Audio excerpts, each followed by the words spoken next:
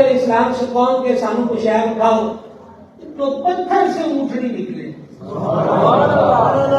اور فرمائیے گا پتھر سے اونٹنی نکلے, پتھر سے, اور اونٹنی نکلتے ہی بچے دے دے.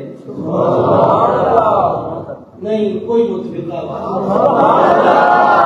اچھے عامر بھائی نے 6.5 کا ہے, 2-4 میرے ساتھ سبحان اللہ والے تھے, وہ بھی کیا یہ خدا میں اور مصیبت نازل ہوگی. صالح علیہ السلام پتھر سے اونٹنی نکلتی ہے اور وہ نکلتے ہی 2 بچے دے دیتی ہے. اور پھر اندازہ اس کا کرے کہ وہ اونٹنی ایک وقت میں اتنا دودھ دیتی کہ پورے علاقے کو کفایت کر جائے. ٹھیک ہے. اور ادھر اس کی پاور یہ ہے کہ وہ اگر کسی حوض تالاب پر آئے تو سارا ہی پی جائے, اور کھیت میں آئے تو کھیتوں کے کھیت چٹم کر جائے. اللہ رب العزت نے صاحب کی حکم نازل فرمایا ان کے میرے نبی نے آ کے کچھ شاید دیکھی ہے نا, ان اس اونٹنی بھی تو نہیں کرتی.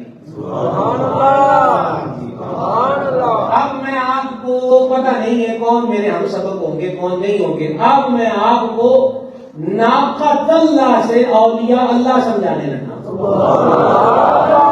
اونٹنی کو رب نے قرآن میں ناقۃ اللہ فرمایا, حالانکہ ساری اونٹنیاں رب کی ہیں, لیکن اس اونٹنی کو اسپیشلی فرمایا ناقۃ اللہ کی اونٹنی.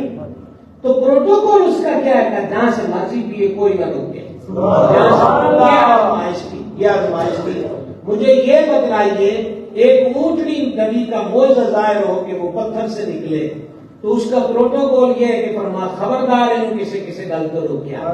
یہ ناقۃ اللہ کا پروٹوکول ہے تو اولیاء اللہ کا کیا ہوگا؟ تو اب بتائیے, اب فرمائیے یہاں پر عقل نہیں مانتی پتھر سے اونٹنی نکلے تو کر دیں انکار, کہاں جائے گا, کس خاطر